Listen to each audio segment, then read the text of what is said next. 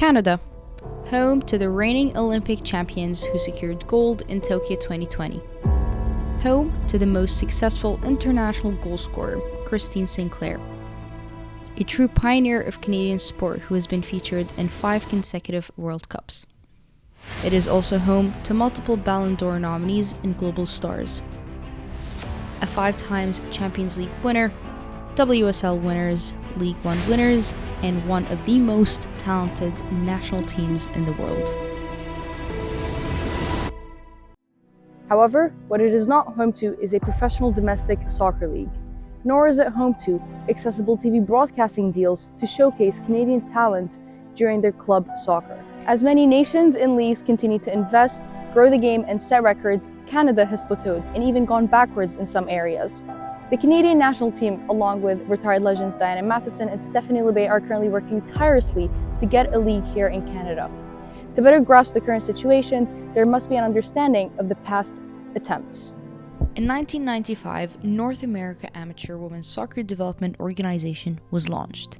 The semi-professional league was an opportunity for rising stars to play alongside established veterans, in hopes of progressing their professional career. For the first 2 years, it was an open one-tier division featuring 8 teams. With the realization of growing numbers, it later expanded to another tier. This time, it was W1 and W2. By 2008, it had reached 41 teams and peaked in popularity. However, a lack of funding and contracting mismanagement caused the league to cease operations in 2015. The US-based clubs separated to form their own semi-professional league, whilst the Canadians were erased. Though it ran for a short period of time, the produced positives included current players like Sinclair and Desiree Scott, who spent an important chunk of their career in the league, most notably at the Vancouver Whitecaps, based in British Columbia. In fact, Scott is one of the few players to go professional and start a collegiate soccer career here in Canada. To put this into perspective, 20 out of the 23 players involved in the 2020 Olympics roster had gone professional after being recruited from American universities. The absence of a domestic league drives our local talent and youth to be developed elsewhere. Whilst the common route is to go down to our neighboring universities in the US, that is not an affordable door for everybody. Mixing talented Canadians and Americans is great for the sport, as it grows the pool of players.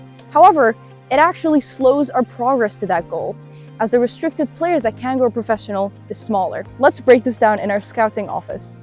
Let's take a closer look at this scouting office for the new NWSL expansion team, New Mexico FC. The NWSL draft is coming up in a few weeks, and we've been given the task to look across 3 universities and search for the best rising stars. In a pool of 100 players, we must only pick 25, meaning 75 of which will be left out. The main question is, how many Canadians were chosen out of this 25? Well, since 2018 up to 2022 draft picks, only 7 of the 202 were Canadians. That is just over 3.5% in the last 5 years. Now, a number like this is concerningly low. Let's switch it up in another office, this time a hypothetical Canadian scouting office. In a very similar fashion, we have a draft going up between Canadian universities for our domestic league. Calgary Women's Soccer Club is also looking to fulfill 25 players for their roster. Though I don't have the exact numbers for how many Canadians will likely be chosen, it is most certainly more than 3.5%. In fact, if we are to compare for how many Americans are recruited in the NWSL from draft picks, that would be at a 91%. This will undoubtedly bring in a lot of opportunities for people in Canada. Not only would it grow Canadian soccer, but it would contribute to the growth of the game. The current dialogue of heavily depending on American universities to give our Canadian talent a chance to go professional is a really harmful one. I spoke to somebody who has been through the entirety of the system and has faced every single obstacle that we've discussed. Hi, my name is Mabel Dunn. I played Division I soccer at Eastern Michigan University. I was a goalkeeper there for 5 years and I graduated in 2021. I started playing soccer when I was 4 years old. It was almost a space for my parents to get rid of me for a little bit. I was a little ball of energy, so it was just a sport that my parents put me in to let me run around, waste my energy, and be around kids my own age. My path to playing competitive soccer definitely wasn't an easy one. I tried out for the competitive teams for 2 years before I actually made a team. When I made that team, I was a striker. I loved running around, I loved scoring goals, but I just wasn't good enough in that position. One day our goalkeeper was away. They decided to pull a name out of a hat to see who was going to play goalkeeper in that tournament. It happened to be my name. I was horrified. I've never been so scared for the pressure, and I felt like if we lost, it was my fault. So I was thrown in net for that tournament. I'll never forget it. I saved my first penalty shot. I played really well, and then they kept me on as a goalkeeper for that team.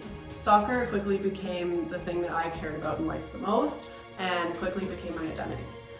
Going into high school, I was training a lot, and I had an incredible goalkeeper coach named Mark Jordan, and he told me that I had the potential to go play soccer at the Division I level in the United States. Once I learned that that was a potential, I immediately started looking into schools. I looked at the scholarships available, the rules involved, and it was all super overwhelming. The recruiting process was probably one of the most stressful times of my entire life. Looking at the statistics of how many girls not only play Division I soccer, but get a scholarship.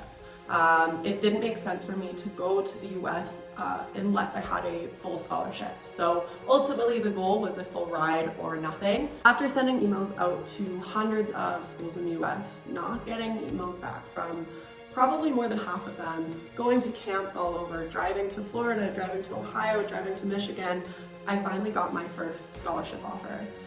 When I got this offer, it was such a big moment for me because I finally felt like I was good enough. I finally felt like I achieved what I had set out to do. A week after getting this offer, I found out that the coach that had given me the offer got fired from his job, and the new coach coming in wasn't going to honor my scholarship. So when you want something so badly, you finally get it and it's ripped away from you. It was a very difficult time for me, and I was at the point where I didn't think it was going to happen anymore. I really started to question whether I was good enough. I started to question why I was putting in all these hours and nothing was paying off. So I was pretty down on myself for a little bit, but I knew I needed to keep working towards this if I wanted to make it happen. So I had one more chance. I tried out for one of the best teams in Ontario and I made it. Making this team gave me the opportunity to get in front of some coaches and showcase what I was capable of doing, and it worked. I got offers from 3 universities in the US, and then I ultimately had to make my decision. I visited all 3 schools and ultimately decided on Eastern Michigan as my home. The coaching staff felt like family, the campus was gorgeous, and the girls seemed pretty awesome, so I could see myself going there for the next 4 or 5 years. When I was in grade 11, I signed my national letter of intent, and the work really started there. We were training 4 hours a day, going to the weight room, team meetings, film, practice, games on the weekend, and you're a full-time student. So it is a lot, and you truly have to love the sport in order to succeed in that environment, because honestly, it will break you down. It is a lot. You will have great days, best days of your life, but you will also have such difficult times. But luckily, you are around such an incredible group of people to get you through that every day. You're taking the top girls from their teams all over Canada, all over the US, and you're putting them on one team. Everyone's used to being a starter, everyone's super competitive, and everyone is there for the same reason you are, and that is to win and to be on the team. So it was such an incredible environment to be around people with the same goals as me and the same work ethic as me. It was incredible. While I was in university, I was lucky to do a study abroad in France. And while I was doing the study abroad, I was able to play for a professional team in France that summer. It was such a cool experience to be able to bring what I brought from my team and put it in a European professional environment. When I graduated university though, there was no opportunity for me to play professional sports in Canada. I either had to move overseas or move to the US and play in the NWSL. If there was a league in Canada, that would be so incredible, not only for the youth of Canada to see those girls playing in that environment, but to not have incredible players go overseas, leave the country, keep the talent in Canada. If there was a professional league in Canada, I might still be playing soccer today. I did my time overseas and ultimately decided I wanted to come back and live at home. I was lucky enough to find another sport. I found Australian football and now play on the national team for that, and it's an incredible experience to get my competitive side out and play at a higher level. But if there was a professional soccer team, we wouldn't be losing our players, we wouldn't be losing our Canadians to go somewhere else. Soccer is such an incredible sport and it has such an incredible community. I am so grateful I grew up in this sport because it developed me as the person that I am today. The Ontario team that Mabel was able to get into and get scouted was part of the OPDL program, an Ontario development program launched in 2014, also best referred to as OPDL. Across the province, there are 50 clubs that focus on creating a high-level standard environment with the best training possible. Part of the OPDL program is participating in Premier League 1, which is the semi-professional provincial league here. Each province has its own league and its own program. Multiple young faces in the current senior squad saw great benefit from this, including rising star Jade Rivera, who started her early career in Markham and Pickering FC. Her next move was to play in the semi-professional provincial league, but like her other Canadian teammates, had to go to the US for a collegiate soccer career. All of these games are picked up and streamed by One Soccer, a Canadian channel dedicated for soccer content with a fee.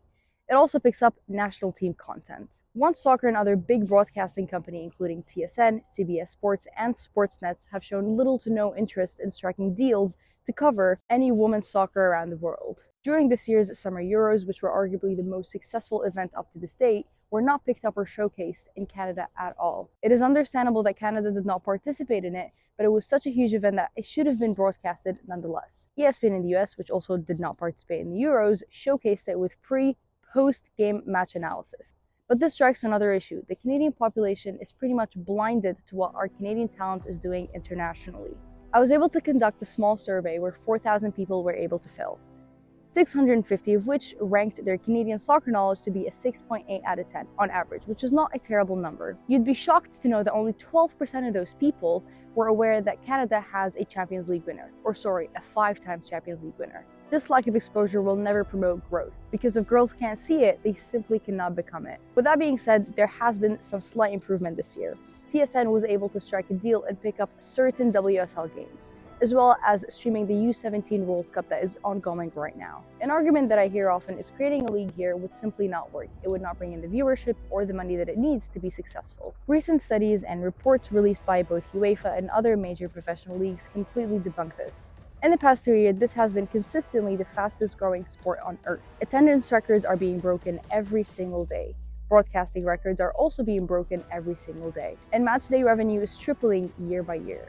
We must bear in mind that before anything is created, player rights must be established and completely protected. Every staff member, personnel, and professional involved in the league must feel in a safe environment, with their dignity, mental health, and passion protected. Otherwise, we're simply not ready to have this conversation yet. If we had a Canadian league, girls could see the potential of them continuing in the sport and seeing a future in it. It is so needed in order for Canadian sports and Canadian women to get what they deserve and get what they've proven they're capable of achieving. Canada just won an Olympic gold medal. The viewership is there, the talent is there in Canada, but there is nothing to show for it in a professional league. The pool of players is dying to go professional. In fact, pre-pandemic Ontario had more registered girls than Spain did. That's a huge number, but those numbers are slowly dipping. Not only are we capable of initiating one of the best soccer leagues, but we're also able to compete in that market.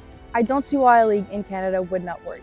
We have the talent, the players, the fans, the cities, the resources, and the infrastructure to get one of the best leagues going. If places like Sweden, the Netherlands, and other Nordic countries can deal with their weather, we most certainly can.